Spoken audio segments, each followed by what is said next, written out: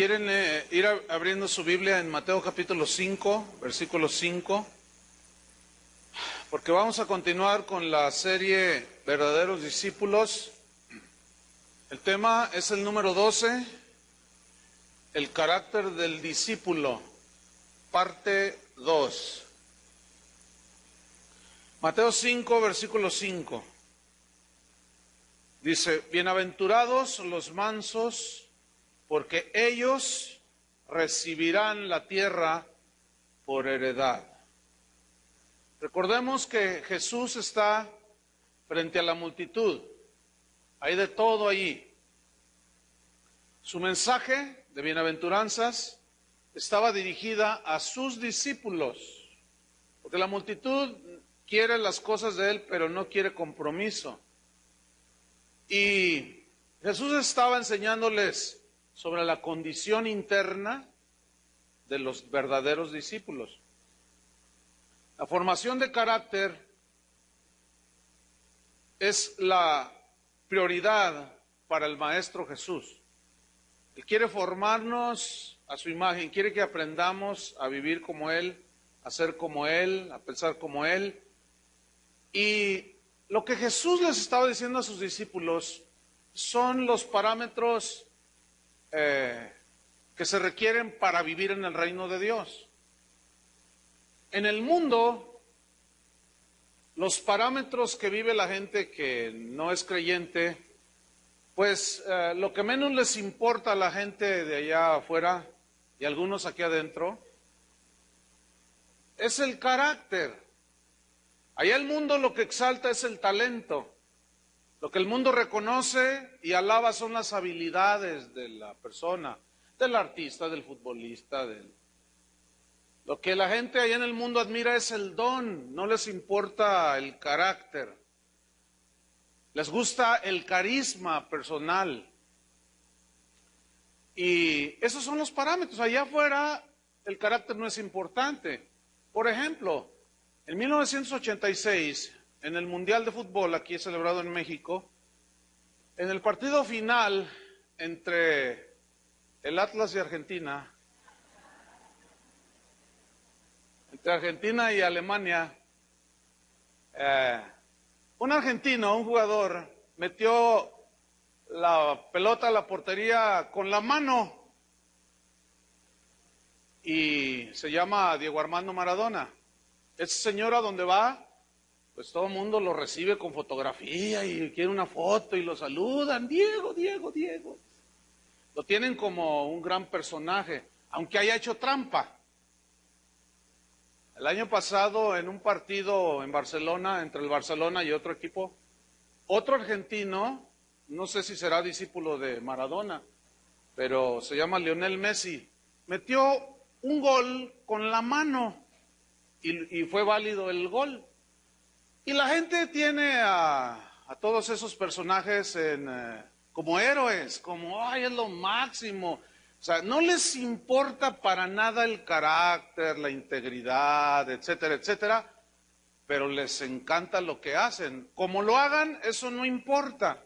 Entonces, si hacemos una antítesis de las bienaventuranzas de Jesús con las bienaventuranzas del mundo, déjenme compartirles las bienaventuranzas del mundo. ¿Están listos? Dicen más o menos así. Bienaventurados los listos que engañan a medio mundo, serán triunfadores. Bienaventurados los ricos y famosos, porque disfrutarán las riquezas de este mundo y de la vida. Bienaventurados los exitosos y triunfadores, porque nada, no hay obstáculo que se les oponga. Bienaventurados los que no se dejan que otros los pisoteen, porque hacen valer sus derechos.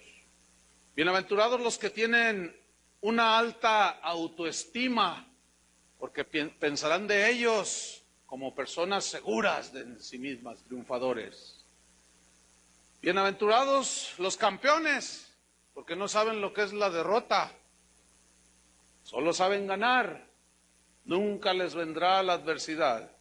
Bienaventurados los que piensan positivo, porque todo lo que piensan lo recibirán. Bienaventurados los que prosperan y no se conforman con lo que tienen, porque ellos ganarán y obtendrán lo que el mundo ofrece. Bienaventurados los que confían en sí mismos, gócense y alégrense, porque ustedes han logrado lo que otros no han podido. Gócense cuando todos hablen bien de su éxito. Disfruten los Óscares y los Grammys que merecen solo los triunfadores. Felices los que han salido de la pobreza y la mediocridad, porque de ustedes son los reinos de este mundo. Atentamente su maestro, el lucero de la mañana.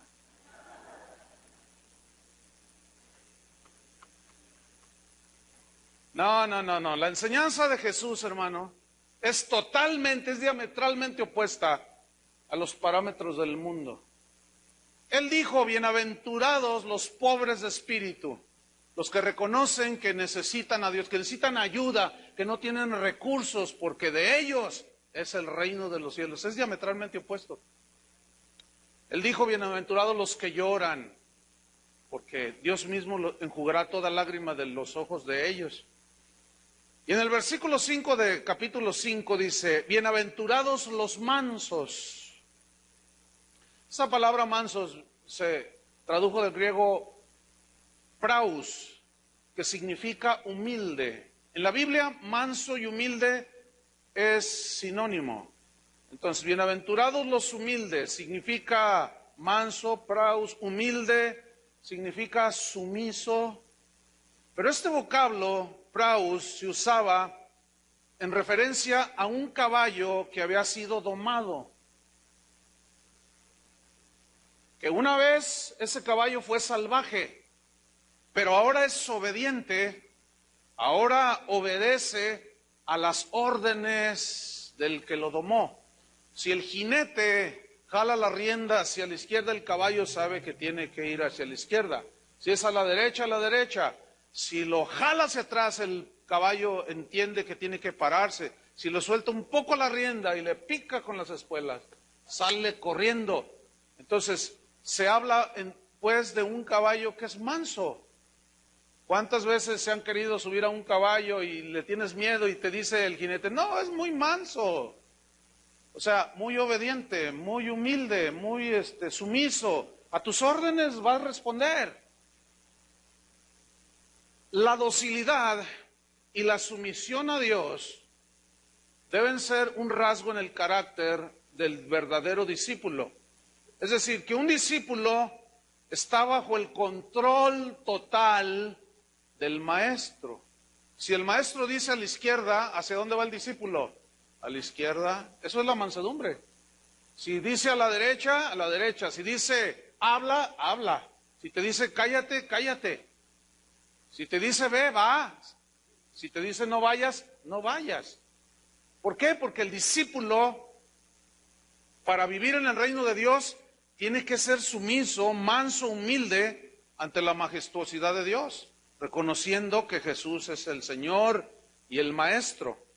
Pero esta sumisión, esta humildad, no es algo que se asemeje a la falta de valor para enfrentar cosas en la vida, para enfrentar cosas grandes, retos grandes. No significa eso. Hay una falsa concepción de lo que es ser manso.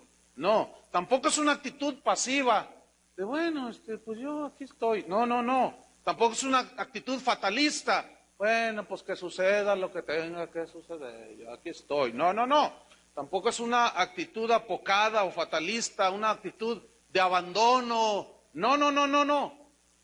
El discípulo de Jesús, que es manso, como sabe el discípulo que en él ha sido depositado el poder de Dios, porque más grande es el que está dentro del discípulo que el que está en el mundo, el discípulo sabe que tiene poder, pero ese poder tiene que estar bajo control, bajo el control de Dios.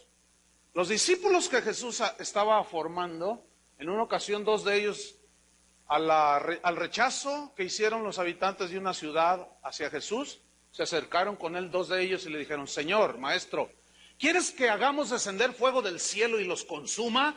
Y Jesús los mira y dice, no. O sea, ellos sabían que tenían poder, pero estaba no estaba bajo control. Entonces, el verdadero discípulo sabe lo que tiene, la perla de gran precio, sabe el poder que el Señor le ha puesto en su ser al vivir, al vivir dentro de él, pero necesita la mansedumbre, y la mansedumbre te lleva a tener el poder bajo control. Entonces el manso es el discípulo que confía totalmente en el Señor, es el que confía totalmente en su palabra. Por eso es manso, sumiso, humilde. Por lo tanto, el discípulo obedece las órdenes del maestro. Hay un personaje en la Biblia que su vida me ministra mucho, me enseña mucho y nos enseña bastante, y vamos a hablar un poco acerca de él. Se llama Moisés. En Números capítulo 12, versículo 3, allí dice lo siguiente: y aquel varón Moisés era muy manso, más que todos los hombres que había sobre la tierra. Aquí en el hebreo la palabra manso es anab, que es el equivalente a praus en el griego, que es humilde, sumiso, que reconoce que Dios es el grande. Bueno, pues ese Moisés, según este versículo, dice que llegó a ser el hombre más manso de la tierra. Pero los primeros 40 años de su vida, lo que menos tenía era la mansedumbre. Vamos a retroceder un poco de cómo Moisés sale a la luz en la historia bíblica. Dice la Biblia que un faraón quería matar a los hijos de los hebreos y mandó asesinarlos, y la mamá de Moisés, encomendándolo al Señor, lo echó al río Nilo. Y la hija del faraón lo rescató y lo adoptó como su hijo. Y dice la Biblia en Éxodo 21, del 1 al 15, que Moisés fue educado en toda la sabiduría de los egipcios. Esto significa que Moisés fue a la mejor universidad del mundo, porque en ese tiempo Egipto era el imperio, el reino más esplendoroso y grandioso que había, de todos los que existían en la tierra. Entonces Moisés creció sin necesidad de nada. Todo tenía. Su madrastra era la hija del faraón, del rey de Egipto. Por lo tanto, él quería tener el último caballo, el último carro con 2 caballos de raza sangre árabe, de pura sangre, y pues Moisés nada más dice: quiero 2 caballos, mami. Y su mamá le compraba el mejor carro, o sea, tenía todo. Entonces, el tener todo y el reconocimiento, cuando él iba en la calle, decían: mira, ahí va el hijo de la hija del faraón. Entonces, todo ese halago, todas esas alabanzas, todo ese reconocimiento, producen en los seres humanos orgullo, prepotencia, soberbia. Se creía la última Coca-Cola del desierto egipcio. Entonces Moisés creció así, pero dice la Escritura que Moisés se dio cuenta quiénes eran sus antepasados. No faltó quien le dijera cuáles eran sus raíces, y él las sabía. No dice la Biblia, pero es posible que haya ido con su madre, con su madrastra, y le haya dicho: oye, dime la verdad, tipo novela, ¿no? Dime la verdad, ¿soy tu hijo o no soy tu hijo? Y empezó a llorar la faraona. No, no eres mi hijo, eres hijo de una hebrea. Bueno, dice la Biblia que Moisés miraba cómo oprimían los egipcios a su pueblo, y él sentía algo dentro de él que le llamaba a hacer algo en favor de su pueblo. Entonces dice la historia bíblica que en una ocasión un egipcio estaba maltratando a un hebreo. Eran esclavos allí, y lo golpeaba y lo maltrataba, estaba golpeando, estaba abusando de él. Entonces Moisés iba pasando y lo mira y le dice: ¿y tú? Se entiende que era un egipcio de alto rango, el otro también. Pero Moisés, como era su abuelito, era el faraón, imagínense, ¿no? Dice, oye, tú deja ese hebreo. Dice, ¿tú qué? Es un esclavo y nosotros hacemos de los esclavos lo que queremos. Déjalo o te las ves conmigo. Bueno, ¿y tú qué te crees? Pues no me creo nada. Suéltalo, no lo suelto. Dice la Biblia que agarró al egipcio, le puso una golpiza, lo mató. Mansedumbre, no tenía nada. Tenía 40 años de edad cuando sucedió esto. Dice la Biblia que huyó al desierto, pero todo estaba bajo el control de Dios. Dios ya lo había escogido desde el vientre de su madre para ser el libertador de Israel. Él ignoraba todo eso. Y Dios soberanamente lo lleva al desierto. Y allí en el desierto vive durante 40 años. Allí no había fiestas lujosas, allí no había reconocimiento, allí había puros alacranes, serpientes, una que otra plantita por allí, había, qué sé yo, ya no había el glamour de Egipto, ya no había quien tronarle los dedos, ya no se podía enseñorear de nada, y consigue un trabajo de pastor de ovejas en el desierto. Durante 40 años, Dios estuvo tratando con su siervo Moisés. Dios lo llevó al desierto para esculpirlo, para formarlo, para hacerlo el hombre más manso de la tierra. ¿Por qué? Porque la encomienda que Dios le iba a dar, el requisito más imprescindible en el libertador que iba a ser Moisés era la mansedumbre. ¿Por qué? Porque Dios necesitaba que su siervo Moisés fuera sumiso, que obedeciera la palabra de Dios, porque la tarea iba a ser grande. La tarea que el Señor Jesús nos ha encomendado es grande, hermanos, predicar el Evangelio. Pero es necesario que sus discípulos nos sea formado en nuestro interior la mansedumbre, la sumisión para obedecer al Maestro cuando nos dice ve, vayamos, no vayas, no vayamos, etcétera. 80 años tenía Moisés, quebrantado, humillado, tocó el fondo. Y justo cuando está ya en el momento exacto, durante 40 años preparándolo Dios y formándolo, un discípulo que lo honrara. Hoy dicen que en 40 días se hacen las iglesias y los discípulos. ¿Será?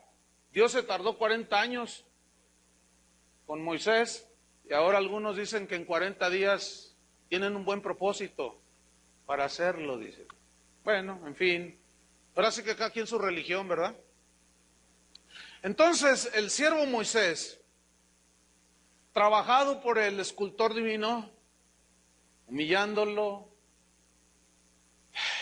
hasta una posición en que en una ocasión Moisés apacentando las ovejas de Jetro, su suegro, dice que miró hacia el monte Sinaí porque le llamaba la atención que veía un fuego allí ardiendo y lo miraba de lejos y bueno, no sé qué será, pero lo volví a mirar y dijo, bueno, voy a subir al monte para ver por qué causa ese arbusto, era una zarza, no se consume, está prendida en fuego y no se consume, voy a ir. Entonces dice la historia bíblica que Moisés se encaminó hacia la cumbre del monte Sinaí y miró aquella zarza ardiendo y no se consumía. ¿Qué es esto? Y de pronto aparece en escena el Dios del universo y le dice, Moisés, Moisés. Y imagínense a Moisés así. Dice, el Señor le dice, quita las sandalias de tus pies, porque el lugar donde estás pisando, santo es. ¿Y qué hizo Moisés? ¿Y tú quién eres? ¿Así le dijo a Dios? Pues no me los quito, fíjate, ¿cómo la ves? ¿Así le dijo? Vean la mansedumbre de Moisés, hermanos. Se quitó las sandalias, no se puso a discutir con Dios. ¿Por qué Dios Después de 40 años le dice, ahora ya estás listo, mijo, porque ya había sido tratado. Algunos de ustedes, algunos cristianos, algunos discípulos quieren servir a Dios y eso es, pues, algo bueno, dice la Escritura. Pero son muy rezongones, son muy rebeldes. Quieren que Dios los use haciendo lo que les da su gana. No es así, hermanos. ¿Cuántos quieren que Dios los use? Bueno, pues Dios te va a llevar al punto en el que reconozcas tu pobreza de espíritu, que hasta llores como diciendo, ya no sirvo para nada. Es cuando Dios te va a extender su mano. Dice la Biblia, Pablo a los Corintios, que lo necio del mundo escogió Dios, que lo ignorante, lo que no es, para deshacer lo que es.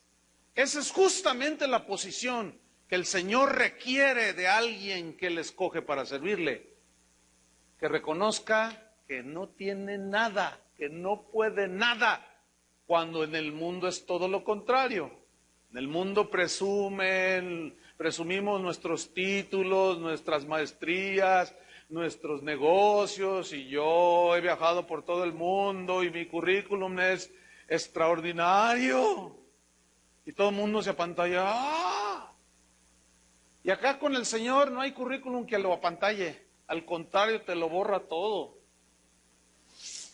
Dice la Biblia que Pablo era una eminencia, era un hombre muy culto, muy preparado, hablaba varios idiomas, era hebreos de hebreos, era fariseo, era un hombre muy letrado. Pero cuando conoció a Cristo, él entendió y dijo, todas las cosas que para mí eran ganancia allá en el mundo, ahora en Cristo son pura basura. No sirven los títulos delante del Señor. Y ahí está el siervo Moisés. Le dice, Moisés, vas a ir con Faraón y le vas a decir que deje ir a mi pueblo. Yo no puedo. Vas bien, Moisés. Vas muy bien. ¿Tú puedes? No, yo no puedo. Pero yo te estoy diciendo que vayas. Pero yo no sé ni hablar. No te preocupes. O sea, el Señor llevó a Moisés al punto en el que él reconociera que no podía. Estaba en su punto. Finalmente le dice, bueno, está bien, Señor, pero si Faraón me pregunta que quién me envía, ¿qué le digo? Dile, yo soy, me envía. Yo soy, el que soy, el eterno, significa el que vive por los siglos, el todopoderoso. Ahora, Moisés tenía cuentas pendientes con la ley. Recuerden que había matado a un egipcio. Él no pensó en las cuentas pendientes, él no se detuvo, él con humildad y mansedumbre obedeció a Dios. Y fue delante del faraón y cuando lo ven entrar así como, ¡hey! Moisés. Faraón le dice, deja ir a Israel, deja ir al pueblo de Dios, deja ir a los hebreos. Y dice, ¡ja, ja! Moisés, le dice, ¿eres tú? Pues imagínense, no traía su traje como los que presumen hoy los predicadores, ¿verdad? De $800. Traía un traje humilde. No traía el último traje de Hugo Boss. ¿Eres tú, Moisés? No parecía el gran hombre que había sido allá muy reconocido en Egipto. Era un hombre totalmente quebrantado, su expresión era diferente. Muy distinto estaba ese Moisés. Y le dice, ¿y tú qué? ¿Pero qué me das órdenes a mí? Dice, bueno, yo no. Vengo en el nombre de... ¿En nombre de quién vienes? Yo soy, me envía. Ja, ja, ja, se ríe el faraón. Y le dice, no, hombre, sácate por ahí, quítate de aquí, le dice. Si no obedeces, van a venir plagas en contra de Egipto. Imagínate, ese tremendo Moisés manso y humilde, ese mismo que se sometía a Dios, está demostrando que su mansedumbre y obediencia a Dios y sometimiento,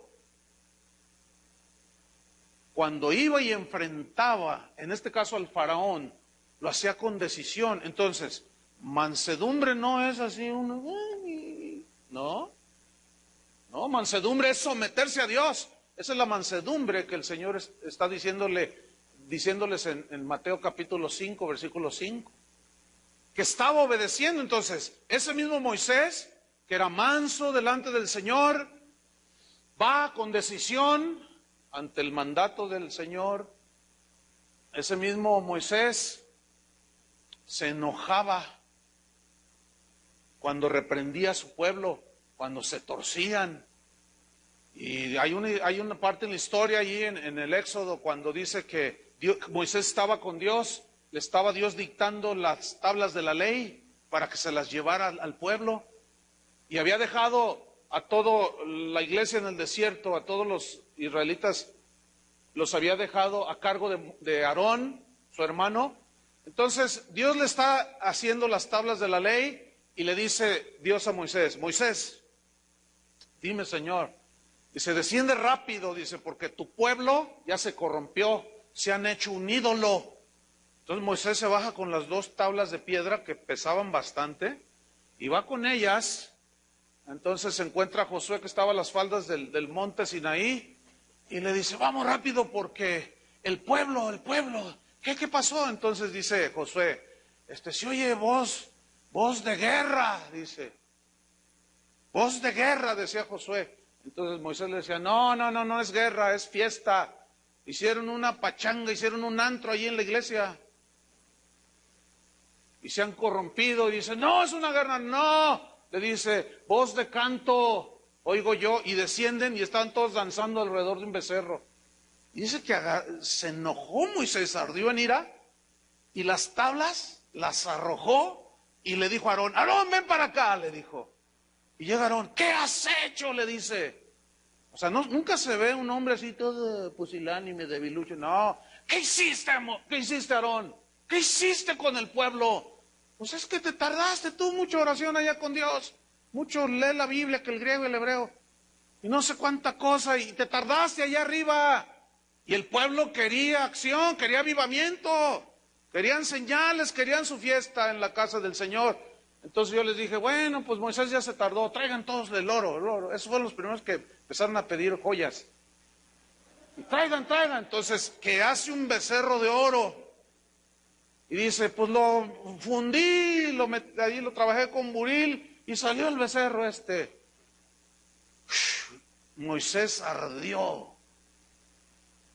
Ese mismo Moisés, manso y humilde, sabía cómo operar en esa mansedumbre a la orden del Señor, porque el poder que Dios nos da tiene que estar bajo el control de Dios. Pues ese Moisés, dice la Escritura, que un día el pueblo hablaba de lincharlo,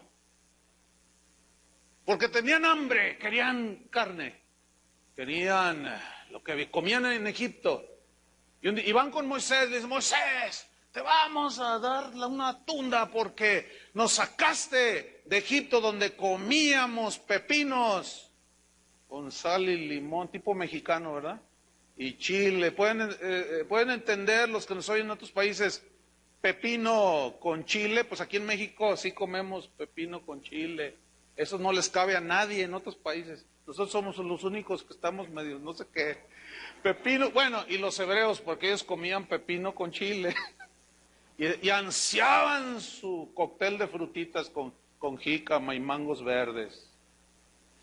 Y van con Moisés, le dicen, no, nosotros vamos a regresarnos de Egipto. Además, tenemos sed, Moisés. Entonces Moisés se pone nervioso porque lo querían linchar. ¿Qué hace Moisés? Va delante de Dios. ¿Qué es lo que hace todo verdadero discípulo? Depende de Dios. No tenía él una solución y va con Dios, como Josafat. No sabemos qué hacer ante el enemigo y a ti alzamos nuestros ojos. Y va con Dios y le dice, Señor, tu pueblo me quiere linchar. Tienen sed, tienen hambre, tienen sed, se están muriendo en el desierto. ¿Qué hago? Y Dios le dice, mira Moisés, vas a hablarle a la roca. Pablo dice que la roca que lo seguía era Cristo. Le dice, vas a hablarle a la roca. Y cuando le hables a la roca, va a brotar un manantial para que beba todo Israel.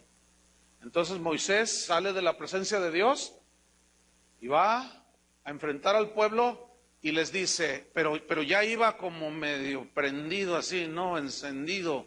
Y les dice, ¡a rebeldes! ¡Venga para acá! Y se empiezan a juntar. Yo les voy a dar de beber. Y empieza, pero su enojo comenzó a rebasar los límites. Dice, y murmuradores, y empieza a rebasar los límites. Entonces estaba la roca, que era Cristo. Dios le había dicho, háblale a la roca. Entonces traía la vara en su mano y la golpeó 2 veces a la roca. ¡Ah!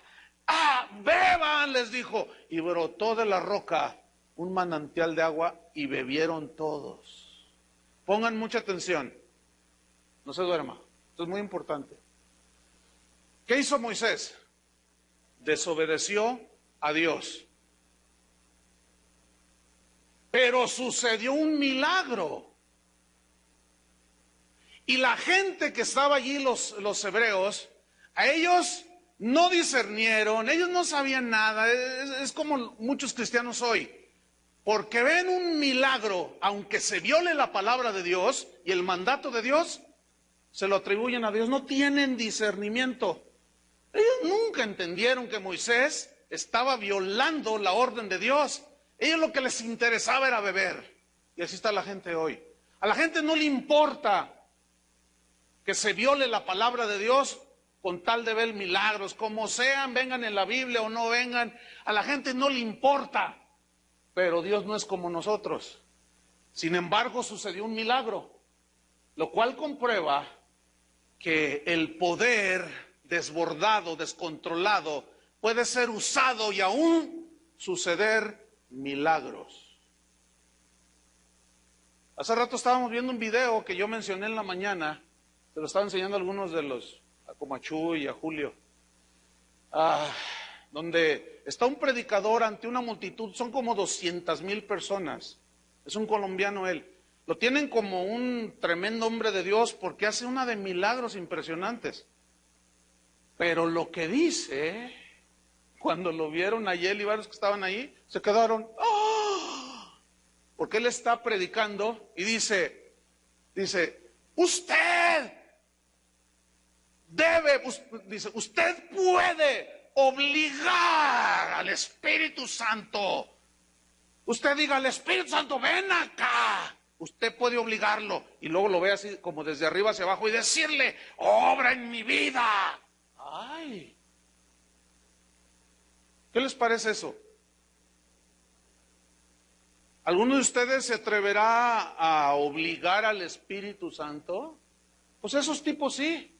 Ahora, había de ver en el video cómo se ven de milagros, un montón de milagros, pero Dios se las va a arreglar con aquel tipo, con aquel colombiano, como se las arregló con Moisés y como se las arregló con David y con cualquiera que violente su palabra. Eso está así como para infundir temor a Dios. Entonces bebe todo el pueblo. Se saciaron. Y Moisés, pues se queda. Pero Dios le dice, Moisés, ven para acá, le dice. Y otra vez la humildad de Moisés, dime Señor. Dice, Moisés, me desobedeciste, Moisés. Yo te dije, háblale a la roca y tú la golpeaste 2 veces. Por cuanto me has desobedecido, le dijo, te tengo que disciplinar, Moisés.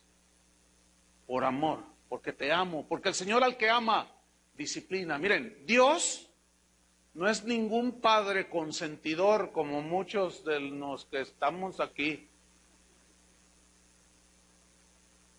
Dios no nos deja hacer lo que nosotros queramos, como algunos padres que estamos llenando este auditorio, que van de visita ahí con la amiga, el hermano, qué sé yo, y el chiquillo agarra todo y lo agarra y lo rompe, y está ahí, deja ahí. Pero con una pasividad así, y luego la señora, ay hermana, y luego, niño, deje ahí, y luego el chiquillo, ¡Qué desesperación! ¿Han visto a gente así? Yo siento una desesperación que están los padres ahí. Y el chiquillo y la chiquilla andan haciendo de todo. Y los padres, niña, ay, qué desesperación. Son consentidores. Bueno, ¿han visto a los niños que son traviesitos y llegan allí? Está la abuelita sentada ahí, con sus vendas porque le duelen las piernas. Entonces llega el chiquillo y le da un puntapié a la abuelita. ¡Ándele! Y luego la abuelita, ¡hijo! Le dice a su hijo, ¡tu hijo me dio un puntapié! ¡Ay, hijo! Le dice el papá. ¡Qué desesperación!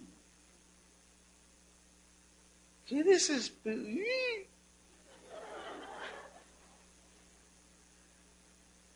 Ahora, ¿ustedes creen que Dios es así de consentidor? Pregúntenle a David, pregúntenle a Jonás, pregúntenle a Moisés, pregúntenle a Pedro. Dios no tiene consentidos, hermanos, y algunos cristianos piensan que son consentidos de Dios. Discúlpenme, yo los voy a desengañar. Dios no es ningún consentidor de nada.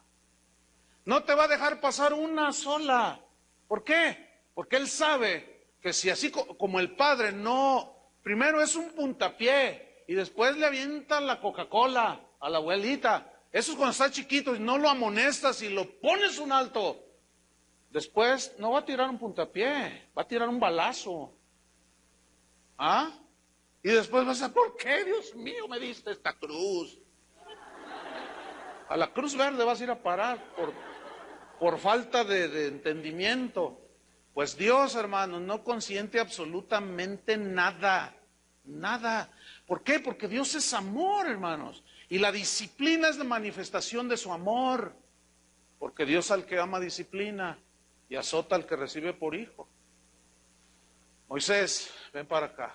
Dime, Señor, Moisés, no me obedeciste, Moisés. Yo te dije que le hablaras a la roca y tú golpeaste. Por cuanto me desobedeciste, fíjate, y me deshonraste enfrente del pueblo. Esto mismo pasa con cualquiera, ¿eh? Conmigo, contigo, con el colombiano, con el que sea. Por cuanto me deshonraste, Moisés, no te puedo dejar así. No vas a entrar a la tierra prometida. Y a mí me impacta sobremanera la mansedumbre de Moisés. Sí, Señor.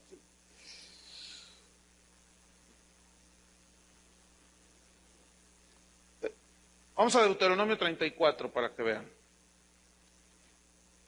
Deuteronomio 34. Moisés había perdido el control del poder de Dios. Deuteronomio 34. Ay, hermanos, qué lecciones de la Biblia. Lo disciplinó por haber perdido el control, como cierto gobernador.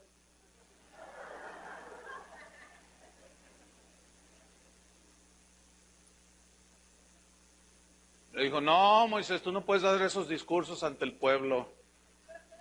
No. Yo no. Aunque no hay quien te absuelva, Moisés. Te puede absorber aquel, Moisés, pero conmigo te las vas a ver. Porque yo no consiento eso. No entró a la tierra prometida.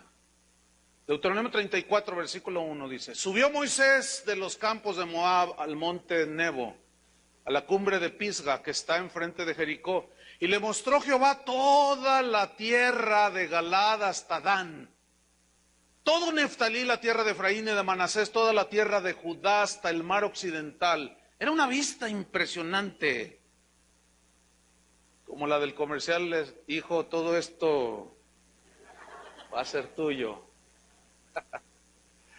Dice el versículo 3, el Negev y la llanura, la vega de Jericó, ciudad de las palmeras, hasta Zoar. Era una vista impresionante. Desde ahí se alcanzaba a ver los manantiales de agua, se podían ver los árboles con fruto, se podían ver las aves exóticas, era todo un paraíso. Dios había dicho que esa tierra era una tierra de bendición, donde fluía leche y miel, todo tipo de bendición, y ahí habrá de todo, y no te faltará nada.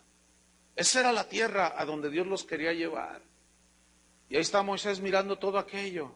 Imagínenselo a Moisés mirando aquello y viendo al Señor. No, no voy a... No, Moisés. Está bien. Versículo 4. Le dijo Jehová: esta es la tierra que juré a Abraham, a Isaac y a Jacob, diciendo: a tu descendencia la daré. Te he permitido verla con tus ojos, mas no pasarás allá. Wow. A mí me impacta que Moisés, en verdad que era el hombre más manso de la tierra. Ciertamente, en esa ocasión perdió el control del poder que Dios le había dado y de la autoridad. Pero toda violación y desobediencia merece una reprensión de parte de Dios. Parece drástica la decisión que Dios tomó, pero ¿quién puede discutir con Dios acerca de qué disciplina merece cada quien? Nadie puede atreverse, ni deben de hacerlo. Pero a mí me impacta a Moisés que no discute con él diciéndole: ¿con esto me pagas? ¿Todo lo que hice por ti y por tu pueblo? No hubo una sola discusión de Moisés, lo cual comprueba su mansedumbre, su humildad y sumisión total. Está bien, Señor, si tú lo has decidido que todo esto que sea de esta manera, está bien, Señor. ¿Se acuerdan que hace 8 días yo les conté de que una jovencita de la congregación murió de cáncer? Oramos por ella, Dios tuvo a bien llevársela. Pero resulta que hace 8 días, un matrimonio que probablemente esté aquí, se me acercaron y hace como mes y medio se me acercaron pidiendo oración porque el varón tenía cáncer y ya le habían diagnosticado, ya estaba sentenciado a muerte. Y vino junto con su esposa muy afligidos pidiendo oración. Y oramos. Y el domingo al final de la reunión se suben y ¿cómo estás? Le dije. Me dice con una sonrisota y él y su esposa: pastor, es que ya no tengo nada de cáncer. Dios me limpió todo el cáncer. Es un hombre de unos 70 años, no sé. ¿Está aquí ese varón? ¿No? Bueno, no, ya los de medio para atrás yo ya no alcanzo a ver. Así es que, quién sabe. A ver, ayúdame, Chuy, ¿tú tienes vista de águila? ¿O de chiva?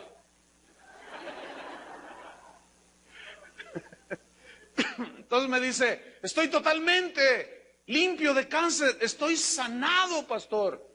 Oh, pues nos regocijamos y todo.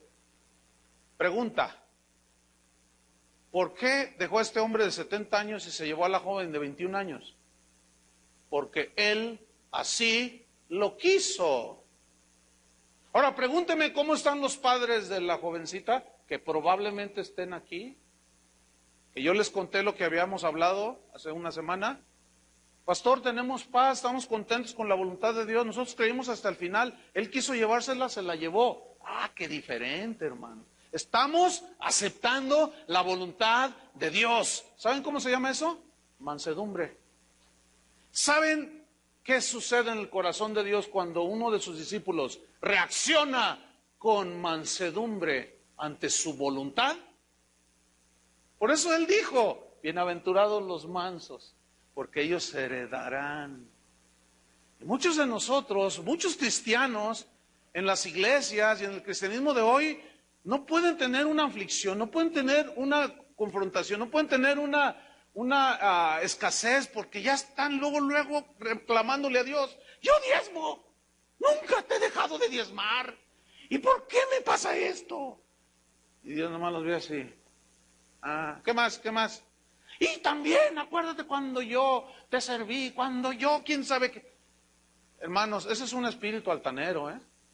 No vas a llegar a ningún lado reclamándole a Dios. ¿Tú crees que Dios va a cambiar su plan porque le reclamas y se va a sentir tú humillado? Ah, ¿a poco porque el colombiano aquel dice: tú obliga a Dios a que obre a tu favor?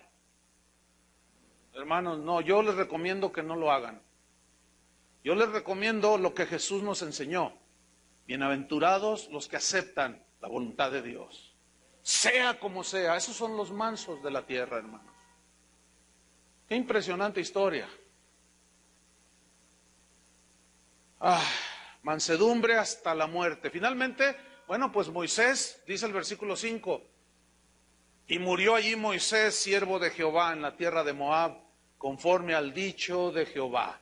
Y lo enterró en el valle. ¿Quién lo enterró? Dios. En la tierra de Moab, enfrente de Bet Peor, y ninguno conoce el lugar de su sepultura hasta hoy. Era Moisés de edad de 120 años cuando murió. Sus ojos nunca se oscurecieron, ni perdió su vigor. Era un viejecito entero. Yo me lo imagino allí. Entonces, ya me voy. Viejito sí, pero entero, fuerte. Sí, Moisés. Pero dice la Biblia que ante los ojos del Señor la muerte de sus hijos es deseada, es amada la muerte de sus hijos, porque nos quiere tener con Él. Y cuando Dios llama a cualquier hijo de Dios, los familiares, debemos aceptar la voluntad de Dios, porque Él es el dueño, hermanos. ¿Cuántos dicen amén? Entonces, el verdadero discípulo tiene esa actitud de mansedumbre. Versículo 8, y lloraron los hijos de Israel a Moisés en los campos de Moab 30 días, y así se cumplieron los días del lloro y del luto de Moisés. Pero Israel no quedó allí, fue introducido a la tierra prometida por un joven llamado Josué. Cuando Dios le dice, Josué, ven para acá, si tú me obedeces como mi siervo Moisés, o sea, Dios, el concepto de Dios acerca de Moisés no cambió por un error, ¿entienden? No cambió. Si tú haces lo que mi siervo Moisés, como estuve con Moisés, estaré contigo, le dijo. Pero alcanzan a ver la distinción entre lo que es la disciplina por amor, que Dios no tiene por inocente al culpable, que Él no es un padre consentidor y tiene que obrar. No podía Él dejarlo así, porque ante el pueblo todos se dieron cuenta, de alguna manera, posteriormente se dieron cuenta que había violentado y desobedecido la palabra de Dios, y el pueblo necesitaba ver que Dios no lo consintió, que era su siervo escogido y amado. Pero si Dios lo hubiera dejado sin disciplina, el pueblo, si de por sí se desenfrena, hubiera sido peor para Israel. Por eso Dios no puede dejar pasar absolutamente nada. Pero eso es por nuestro bien. Hubo un profeta llamado Jonás, que había aceptado el llamado de Dios. Jonás, ve y predica a Nínive. No tengo ganas, ¿cómo la ves? ¿No? ¿Y qué vas a hacer? Pues no voy. Y agarró el crucero del amor, ahí es que viaja allí por todas las Bahamas y todo. Dice que Dios preparó un tremendo huracán llamado Katrina. Y dice que lo sacudió el barco, de tal manera que casi se ahogaba, y Jonás dijo al capitán, yo soy el culpable, por mi culpa, échenme al mar. Lo tiraron al mar y Dios tenía preparado un gran pez que tragase a Jonás, y en el vientre del pez, ya cuando pisó fondo, empezó, ay Señor, ay Señor, ay Señor, es que, Señor, perdóname, Señor. Mira, voy a cumplir lo que te prometí, Señor. Y empieza él a reconciliarse con Dios en un espíritu humilde. Entonces Dios mandó al pez que vomitase a Jonás en tierra. Y sale Jonás alabando al Señor y le dice, Jonás, Jonás, y le dice Jonás, heme aquí, Señor, heme aquí. Ah, qué distinto, ¿no? Dice, ¿qué quieres que haga? Y Dios le dice, que vayas a Nínive y les prediques. Sí, voy. Fue. Un día Dios le dijo a David, mejor dicho, David le dijo a su general, cuéntame a todo el pueblo, haz un censo y cuéntalos. Entonces Dios le habla al profeta Natán y le dice, voy a decirle a Moisés que no los cuente. ¿Quién fue? David, siempre con tanto, lo dije para ver si no se me estaban durmiendo. Bueno, ese es el cliché de mi hermano, ¿no? Entonces, pues ahí va el profeta y le dice, David, pásale, le dice. Así dice el Señor. Fíjate la mansedumbre del profeta también, ¿eh? Ir a decirle al rey, ir a enfrentar al rey y decirle que Dios le dijo, no cualquiera tiene esas agallas, porque muchos hoy dicen, ay no juzguéis para que no seáis juzgados. Ay, ¿quién no peca? Ay, ¿quién soy yo? Y todas esas cositas que no tienen que ver nada con la mansedumbre, Esa es desobediencia. Entonces ahí va el profeta y le dice, David, así te dice el Señor, te dije no los contaras y los contaste. Y Dios te dice, escoge una de estas tres cosas. Y las tres cosas que le dijo eran terribles, era una disciplina que le iba a doler. Finalmente David escoge la que él consideró la mejor de entre las peores. Y dijo, no, pues si caigo en las manos de los enemigos, o si se enseñorean de nosotros aquellos, no, en las manos de Jehová mejor, su misericordia es grande. Y que empieza la mortandad, una disciplina bien tremenda. Entonces David va con Dios y le dice, Señor, ya, ¿ellos qué culpa tienen? Yo soy el culpable. Y en ese momento cesó la mortandad. ¿Hasta qué punto Dios nos quiere llevar para entonces poder hacer su obra en nosotros y usarnos? Hasta el punto de hacernos pobres en espíritu, hermanos. Que hasta lloremos porque no podemos. Y que con mansedumbre aceptemos la voluntad de Dios. ¿Se acuerdan del hijo pródigo? Quiero lo que me corresponde, ya estaba grande. Y el padre del hijo pródigo se lo dio y se fue. Y gastó todo. Se fue a derrochar el dinero con mujeres, dice la Biblia, con rameras. Se metió a los mejores antros de Jerusalén.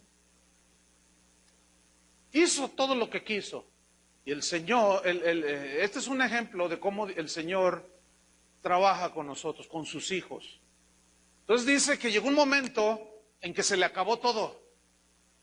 Y estando en lo peor que a lo que un judío se podía enfrentar, cuidar cerdos, ay, olvídense, ¿no?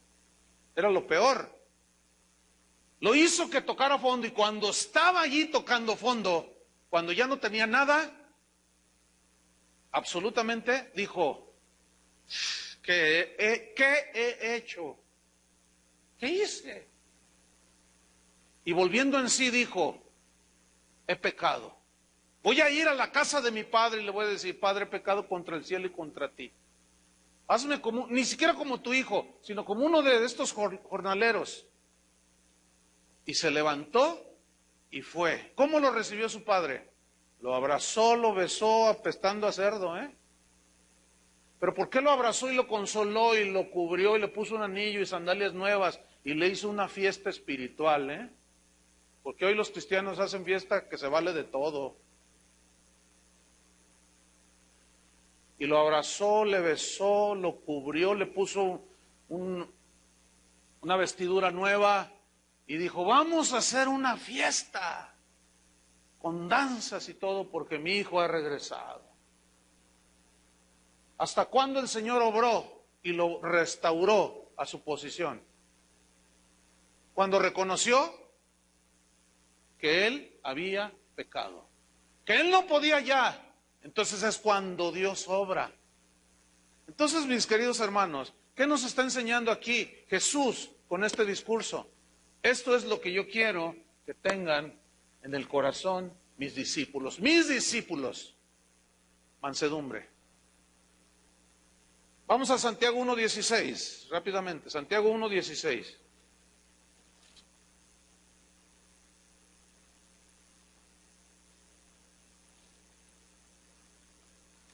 Qué tremendo. A Pablo el apóstol tenía una tendencia de enorgullecerse, luchaba con su carne, estaba acostumbrado al reconocimiento mundano.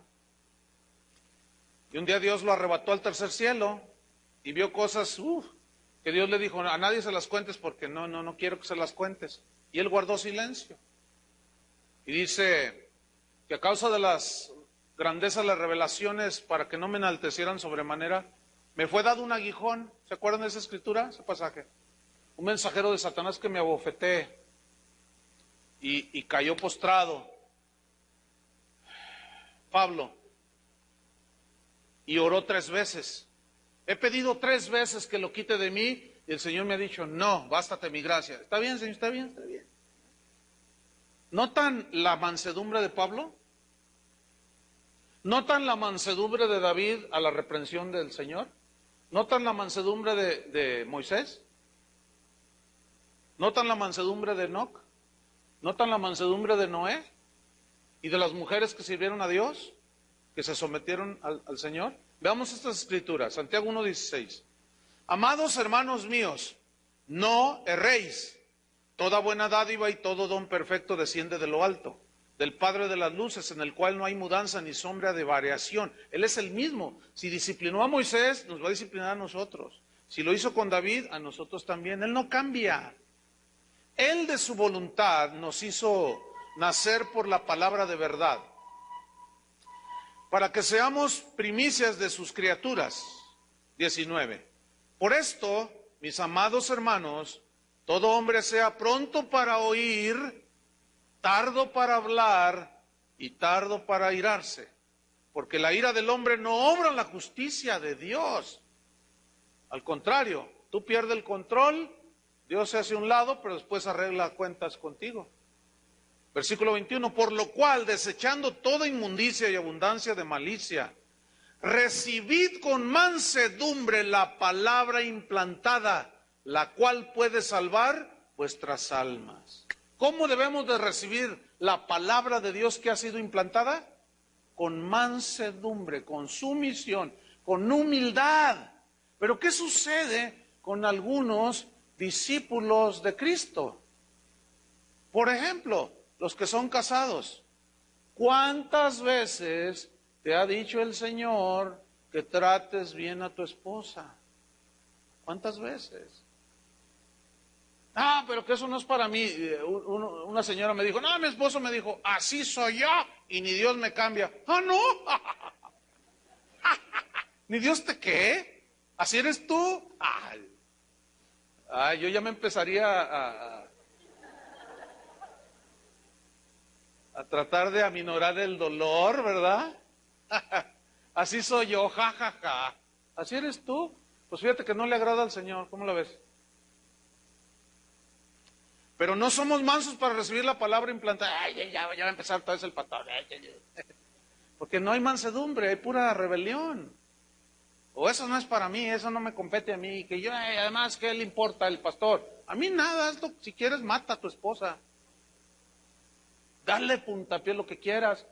A mí, no, conmigo no es el asunto. Es entre tú y Dios. Ese es el punto. Y entonces, ¿por qué hay todo eso? Porque no hay mansedumbre. Pero escúchame, si tú eres hijo de Dios, si tú eres nacido de Dios, va a tratar contigo. ¿Cuántos son hijos de Dios? ¿Aceptan la disciplina del Señor? ¿Aceptan 40 años en el desierto? A ver, otra vez.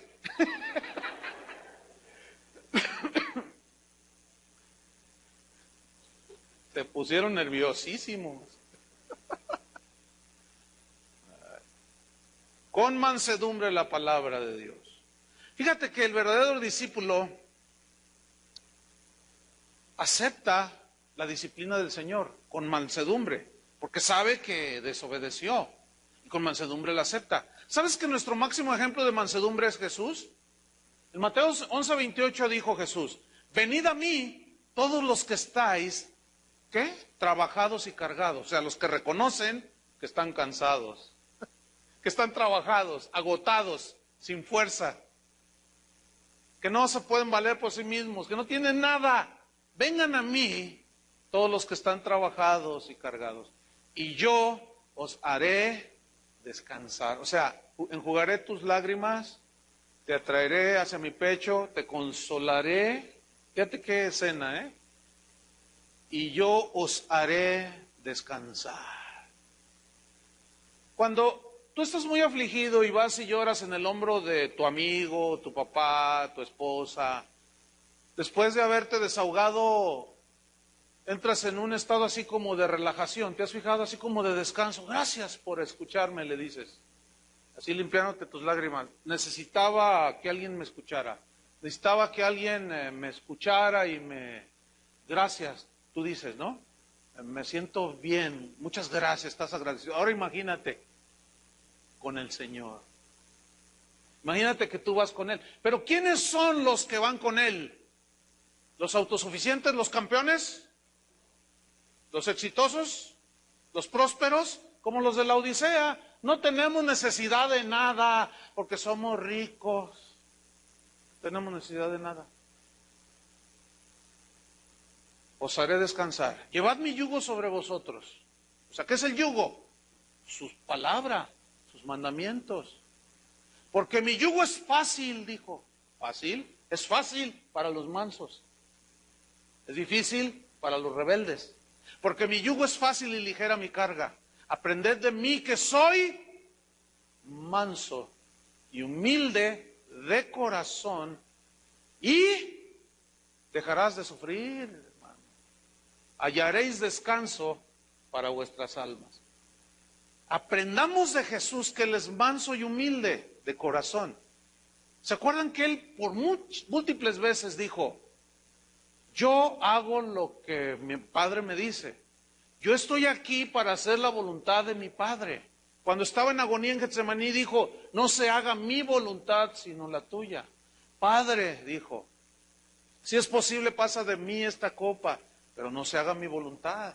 En otra parte dijo, el hacer tu voluntad, Dios mío, me ha agradado. Yo siempre hago lo que mi Padre le agrada. Sumisión. Esa sumisión al Padre en la misión que Dios le encomendó hizo que se despojara, fíjate. Dice en Filipenses 2, se despojó y se hizo, ¿qué? Siervo. ¿De quién? De todos nosotros. En mandamiento, bajo la orden y el mandamiento y voluntad del Padre, por lo cual, dice, Dios lo exaltó y le dio un nombre que es sobre todo nombre. ¿Estás entendiendo quiénes son a los que Dios usa y quiénes son los verdaderos discípulos? Sí estamos entendiendo, ¿verdad? Yo creo que el mensaje es muy claro, no es complicado. Déjame leerle unos versículos en Job capítulo 5, casi sin comentario, sobre los mansos, lo que dice la Biblia. Hay un montón de versículos, pero nada más vamos a poder leer unos cuantos. Chuy Mariscal, si me ayudas con el piano. Gracias. Job capítulo 5. Vean las bienaventuranzas a los mansos, porque ellos recibirán la tierra por heredad, dijo Jesús. La heredad que recibían en el Antiguo Testamento era la tierra prometida. ¿Cuál es la heredad para nosotros en el Nuevo Testamento? Todas las promesas de bendición que tiene en Cristo. Somos herederos de Dios en Cristo. Job capítulo 5, versículo 11 dice, vamos desde el 10, el 9, perdón, 5:9. El cual hace cosas grandes, o sea Dios, e inescrutables, ininvestigables, y maravillas sin número, que da lluvia sobre la faz de la tierra y envía las aguas sobre los campos. Escuchen, que pone a los humildes en altura y a los enlutados levanta a seguridad. Capítulo 22 de los Salmos. Salmos 22. Versículo 26.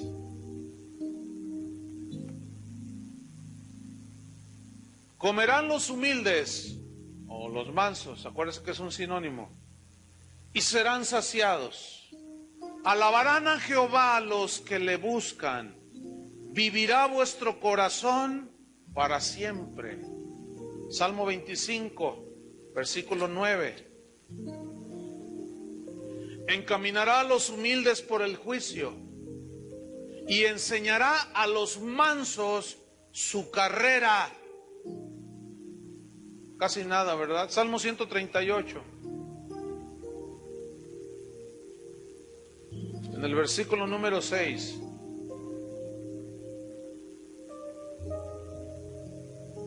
Salmo 138, 6.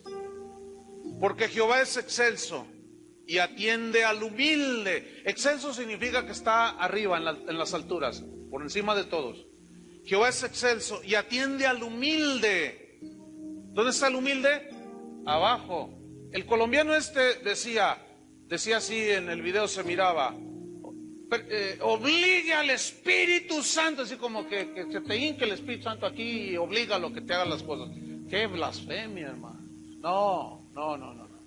El Señor está encima de nosotros y al humilde atiende, mas al altivo, ¿qué hace Dios? Mira de lejos, no quiere saber nada de eso. No lo escucha. Isaías 29, 19.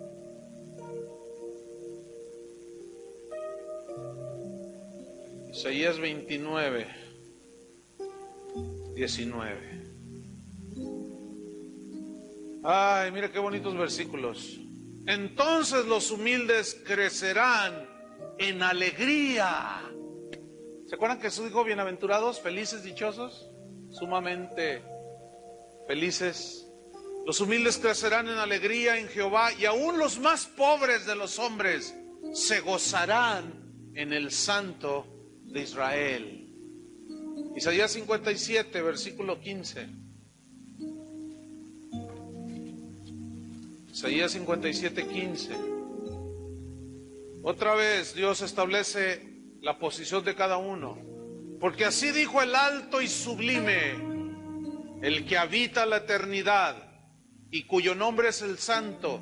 Yo habito en la altura y la santidad, y con el quebrantado y humilde de espíritu, para hacer vivir el espíritu de los humildes y para vivificar el corazón de los quebrantados, de los que lloran. Finalmente, Isaías 66, versículo 2. Isaías 66, 2. Vamos desde el 1. Jehová dijo así: el cielo es mi trono y la tierra estrado de mis pies. ¿Quién está arriba? Él. ¿Quién está abajo? Nosotros. ¿Dónde está la casa que me habéis de edificar? ¿Y de dónde el lugar de mi reposo? ¿Dónde el lugar de mi reposo? Mi mano hizo todas estas cosas. Y así todas estas cosas fueron, dice Jehová. Escuchen, pero miraré a aquel que es pobre y humilde de espíritu y que tiembla a mi palabra. Déjame terminar con una historia que me atrapó allí mientras leía. Resulta que un hombre llamado Booker Washington, allá por los años 1800 en los Estados Unidos, este hombre era de raza negra, era hijo de esclavos. La esclavitud prevalecía en los Estados Unidos en ese tiempo. Él trabajó en una mina de carbón, trabajo pesadísimo. En 1872 ingresó con mucho esfuerzo y muchas luchas y oposición, ingresó a una escuela para negros, exclusivamente recibían a puros negros ahí. Posteriormente esa escuela llegó a ser lo que hoy es la Universidad de Hampton en los Estados Unidos. En 1879 se convirtió él mismo en profesor del Instituto Hampton. Dice la historia que en ese instituto fundó una escuela nocturna exclusiva para negros. Pero tuvo tanto éxito la escuela, el nivel académico había subido tanto que superaba las escuelas de ese tiempo, y su éxito era notorio como director de esa escuela. Esa escuela hoy es toda una universidad, donde comenzaron a ingresar negros y blancos porque querían una buena preparación académica. Y dice su historia que el 18 de septiembre de 1895 pronunció un discurso. El discurso, reduciéndolo así un poco, era que él estaba animando a los negros, escuchen, a reconocer su inferior categoría social. ¿Qué? Sí, que primero debían de reconocer su inferioridad académica y en todos los rubros, por las condiciones en las que vivían. Tienen que primero reconocerlo, decía el profesor Washington. Y a partir de ahí, de reconocer su verdadera condición, Deben de luchar para superarse, estudiando y preparándose para salir de esa situación. Pues se le armó el problema, porque muchos se le opusieron. ¿Por qué? Porque consideraban su discurso una propuesta muy pasiva. ¿Cómo que reconocer y ponernos calladamente a trabajar y a estudiar para salir de allí? No, aquellos querían guerra, querían golpes, querían levantarse y pisotear al blanco que los estaba pisoteando. Consideraron la propuesta de Washington humillante y carente de dignidad, dijeron. Bueno, todo esto lo investigué porque yo leí una anécdota de su vida y dije, bueno, voy a investigar quién fue este señor, y lo encontré. Pues esta anécdota dice que una vez el profesor Booker Washington, caminando por una de las calles de Alabama, esta calle se distinguía porque había comercios que eran frecuentados por los ricos y los blancos, solamente blancos. A los negros no los permitían, pero él estaba de vacaciones el periodo en la universidad. Dice que él se atrevió a pasar por la calle esa, ¿no? Y mientras iba caminando, pues la gente lo miraba así con desprecio. Pero dice esta anécdota de su vida, que una señora blanca y rica lo detuvo y le dijo, hey negro, le dijo, gánate unos $, y ven a cortarme un poco de leña. El profesor Booker Washington se rió y dijo, dice que se subió las mangas de su camisa y dijo, por supuesto señora, dice, vamos a donde usted me diga dónde puedo hacer yo ese trabajo. Y este catedrático universitario empezó a hacer la humilde tarea de un leñador. Y mientras cortaba la leña, se ensució todo. Le dijo a la señora rica, ¿dónde quiere que se la ponga? Dice, pues junto a la chimenea. Entonces ahí está trabajando el catedrático en la universidad, sin decir quién era ni nada, él lo hizo. Pero dice la historia que una vecina de la mujer rica era una joven alumna de la universidad donde este hombre era el catedrático, era el director. Entonces dice que cuando lo miró dijo, wow, es el director de la universidad.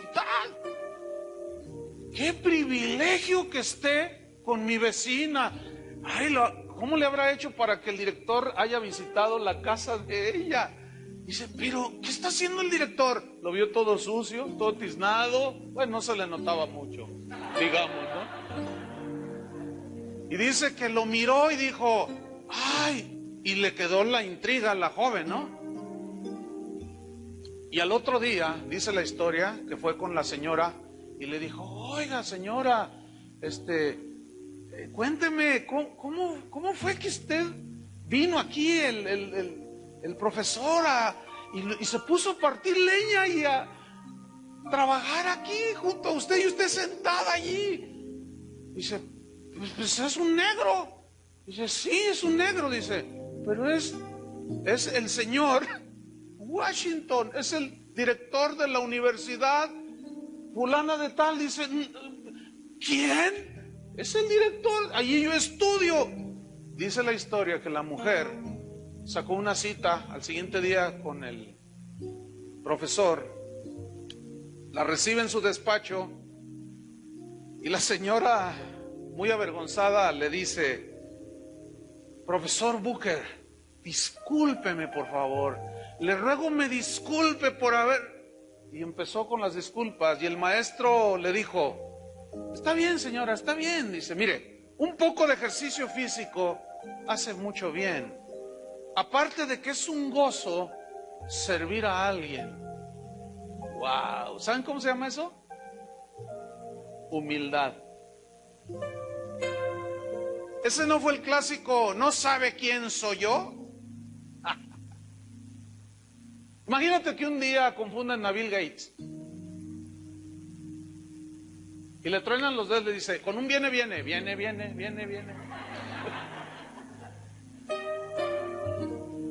Se baja de su Bentley, ¿verdad? Un auto de $1 millón, y de pronto échame aguas, dime cuidado. Y ¿No sabes que soy Bill Gates? Lo primero que sacamos es eso. Pero he ahí la grandeza de ese hombre. Pero déjenme terminar con esto. Ahí no acabó la historia. Esta mujer, ¿saben lo que hizo? Convocó a todos los ricos de su barrio y les contó la historia y les dijo: debemos hacer un patronato, debemos de aportar dinero, porque esa universidad es dirigida por un hombre grande. Hicieron un patronato, donaron mucho dinero. Esa escuela hoy es una universidad, hermanos, donde estudian muchos estudiantes que tienen becas. ¿Saben de dónde viene toda esa bendición para muchos miles de estudiantes? De ese señor negro, que por una actitud humilde sigue bendiciendo, aunque él ya murió. Eso es exactamente lo que el Señor quiere, que seamos bendición. Pero no podemos serlo si no somos mansos y humildes de corazón. ¿Cuántos quieren? Pónganse de pie, vamos a orar. Dígale esta oración al Señor: Señor, te damos gracias porque te has fijado en nosotros, no porque somos grandes personajes, tampoco nos vas a hacer grandes personajes. Al contrario, tú enseñaste, Jesús, que cuando cualquiera de tus siervos hiciese tu voluntad, lo único que podemos decir es: siervo inútiles somos, porque hicimos lo que teníamos que hacer. Pero síguenos formando, Señor. Sigue plasmando tu carácter en nosotros. Ve produciendo cada día, Señor, un espíritu manso y humilde, y que tiemble a tu palabra, obediencia, sumisión. Sigue formando a tus discípulos, Señor. Te damos gracias por incluirnos en las filas, en la lista de tus alumnos, Señor, de tus discípulos. En el nombre de Jesucristo te damos las gracias. Amén.